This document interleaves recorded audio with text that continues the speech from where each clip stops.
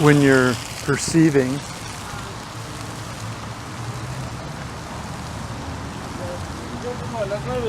with the human mind, it's with purpose. It's a filter of the everything. The mind is a filter that awareness looks through at everything.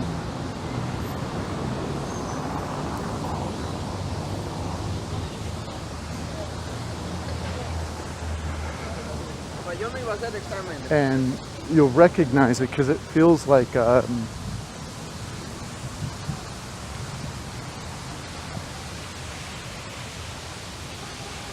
it's perception with a hunt. It's a perception with a categorization of that which you look at. It's a perception with an interest in knowing what everything is.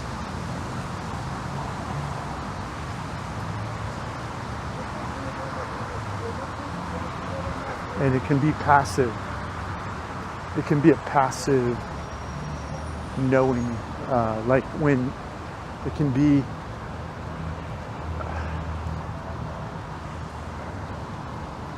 a distant awareness of everything around you during a conversation about a specific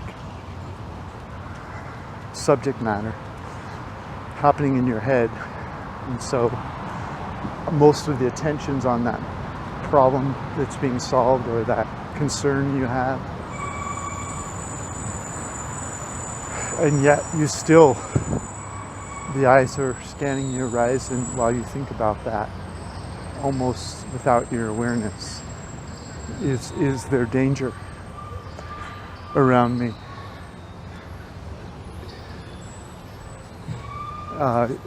Your mind almost takes on a guarded purpose to discover the dangerous before it happens upon you. Maybe you'll cross the street, but you're still thinking about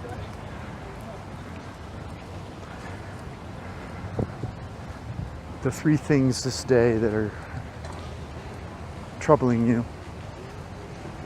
And maybe not. The mind also thinks in what might appear to be the present moment,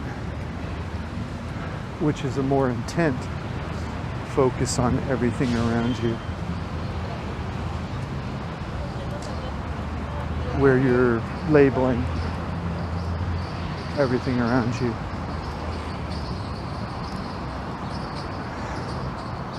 And so the mind, an active mind, is either completely focused on something with only peripheral awareness,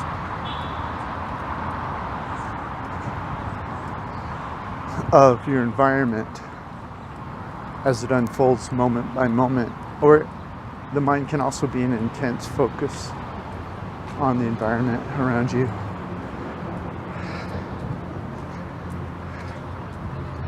And the intense focus is often an item by item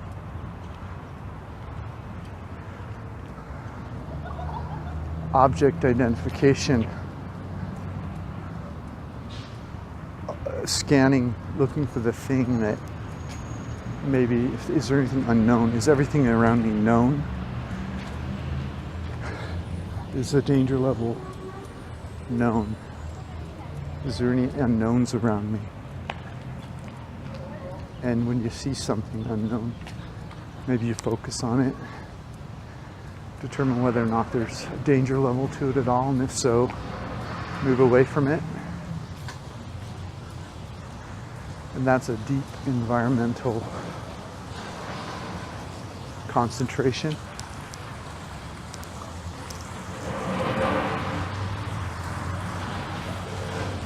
Mind function. And It's like a cat or lion, or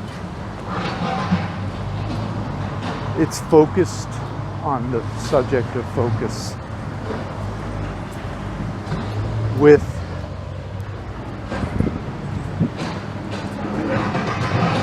a grid, or with a knowledge base about what it sees. There's a history of the focus, and that's what turns the scan onto an unknown. When the scan recognizes everything around it and is comfortable and sees a low risk, that's the experience of your life that's protecting you. It's the knowledge that you've formed. And your comfort level will be based on how much of the environment you know and feels comfortable.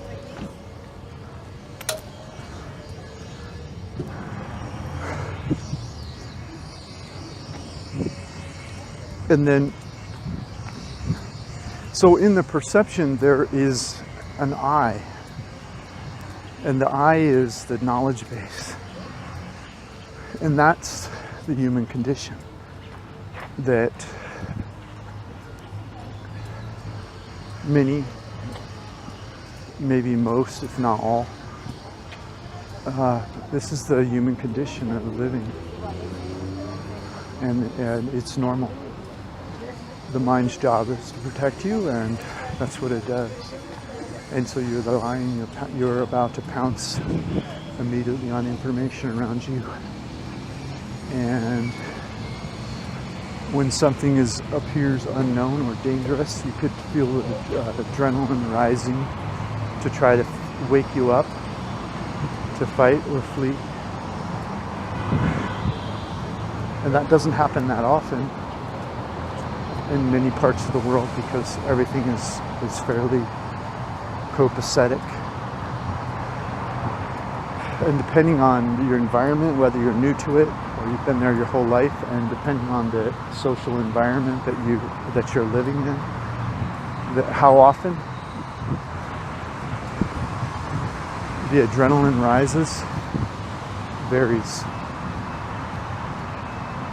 And as you get older and more, as you reduce risk, there's less adrenaline that rises. When you're young and you have to go to school and have to deal with bullies and all of that, there's more risk. And so there's an I in perception. The I is the information that your body, that your consciousness is accessing, not as individual files, but as an amalgamation of everything that's happened in your life to identify risk, categorize it, and create safe conditions. There's the I in the listening, and that I is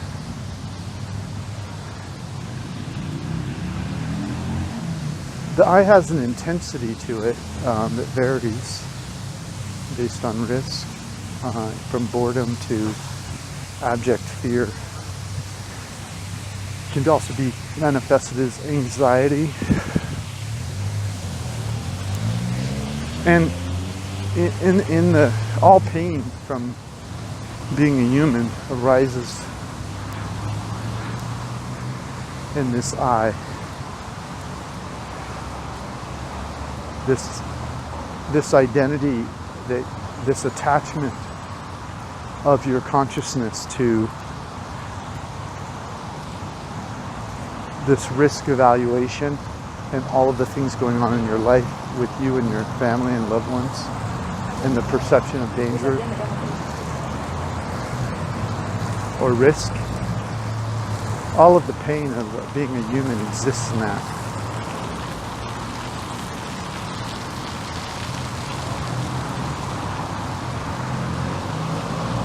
And There's another place, I'll call it a relaxed awareness that's available to you. And there's nowhere to go. There's no one else or different to be. There's nothing you need to remember or forget. And there's nothing that you need to believe or quit believing to have access to it. It's merely a shift in perception that occurs without a shift. It's merely an awareness of the I sitting on the edge of the crevice ready to pounce on the information. It's sort of like seeing the I as an object. The I sees a tree in perception. The I sees people. And the awareness sees the I seeing the people. And the awareness sees the people. And the awareness sees the tree. And the I is sort of like the point of view that an individual person has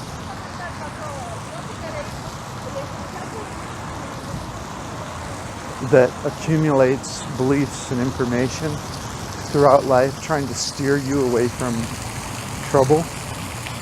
And you don't have to give that up. In fact, I don't personally believe you could give that up if you wanted to. And what awareness is the place of calmness and joy behind the I or around the I. But it's not so close to the I that it has to sit on the precipice. It's a relaxed view of the I and the everything. In fact, it even sees the I and the other people. When you talk to someone from awareness, awareness can see the pain in their eye. Awareness can see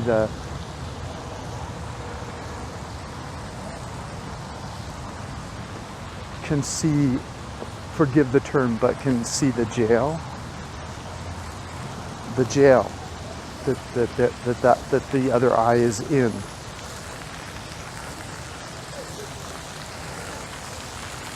And the place of seeing your life from I is like a survival place where there's scarcity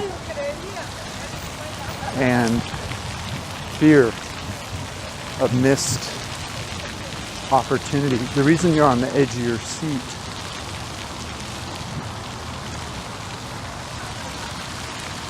and the reason you have pain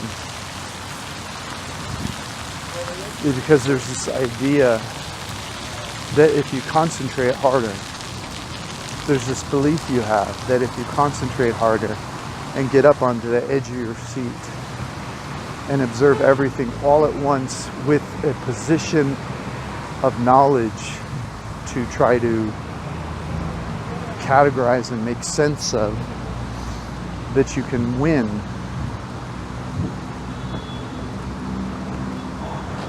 And that's where the pain is. The pain's in this idea that you need to do something to win.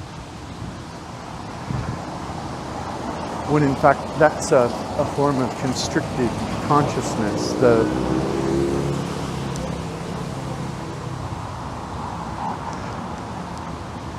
The awareness is more of a zone consciousness instead of a man-to-man coverage, if you want to use sports terminology. If you're in a zone that includes everything in all directions, all at the same time, and you're not jumping into a focus on individual things, but your awareness of everything, There's a relaxed casualness that creates a flooded joy. And with the joy comes a perspective that's not available in a constricted consciousness. And it's not a focus perspective. It's more of a freedom perspective. And with that joy, unfocused awareness,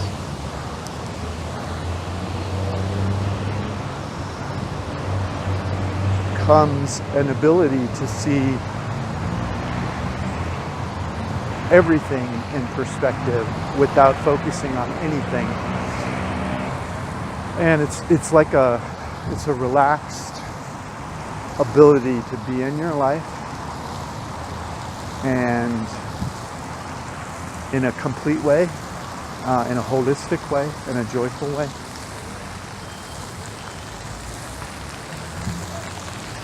Kind of a relaxed way of playing rather than a constricted tightness. And in that relaxed way of playing is a joy. It's a natural warmth that washes over you.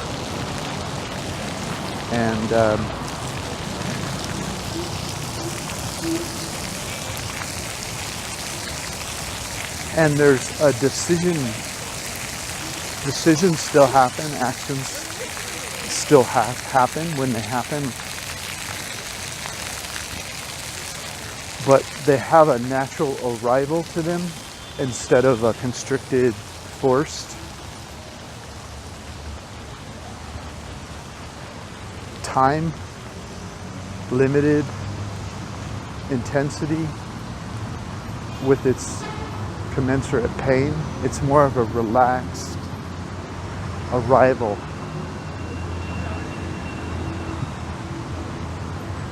It's more of an allowing. It's more of a receiving, letting the world come to you, rather than going out into the world and trying to move objects around in a way they're not moving naturally. It's a natural plan of sorts that uses the momentum of the objects, the natural momentum of the objects around you. It's an alignment. It's an unplanned, unorchestrated alignment of forces around you. It's a natural occurring without you in the middle of it. It's a trust of what's so without you showing up. And it's an ability without process or knowledge that shows up without a focus in the listening of your past or of your purpose of the future. It's a natural purpose and happening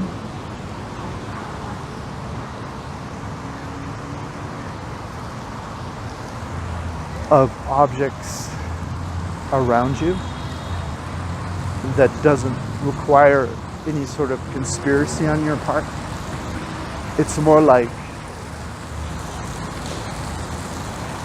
being a conductor of objects that make their own sound and finding without focus or purpose, that they all come together in a song.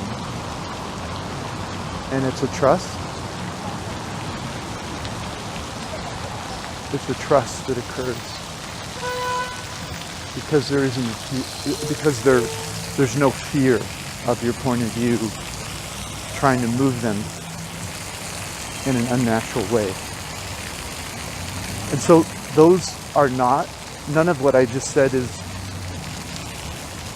what I'm talking about exactly. Those are just words that the mind understands, that will kind of orchestrate your consciousness into a direction.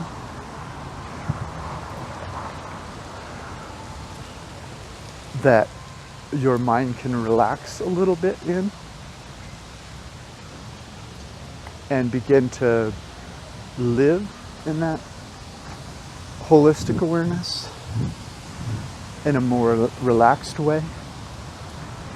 And there's nothing you need to do. It's a shift in your perception that doesn't require you to know anything, to understand, or believe anything. It's a frequency of listening that has less or no information but more power. It's hearing a frequency in the same noise that's around you. And it's not something you can do. It's something that happens to you by grace.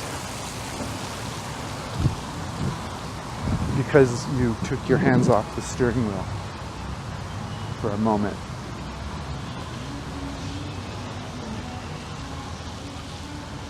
And you began to live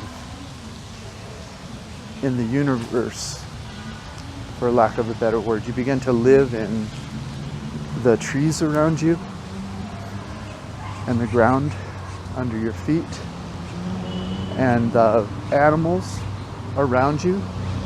You begin to live in an unfocused consciousness that exists beyond your point of view, and begin to take in information or knowledge that isn't filtered through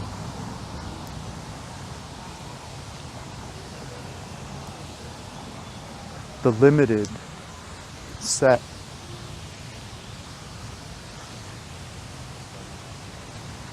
that you normally,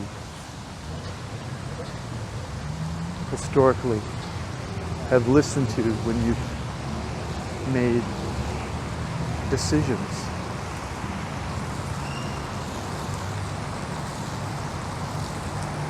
And it's while being in all those other places around you simultaneously at the same time without focus, by letting your consciousness exit the skin and exist in everything around you simultaneously without regard to time or knowledge or restrictions of space.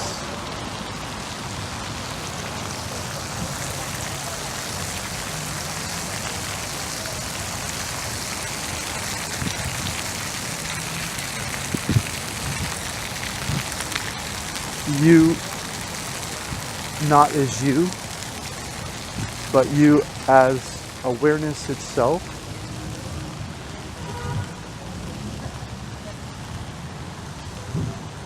can live in this unconstricted consciousness that is what I call awareness.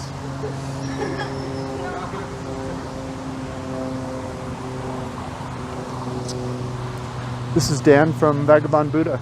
I'm in Puebla, Mexico, and thanks for being here.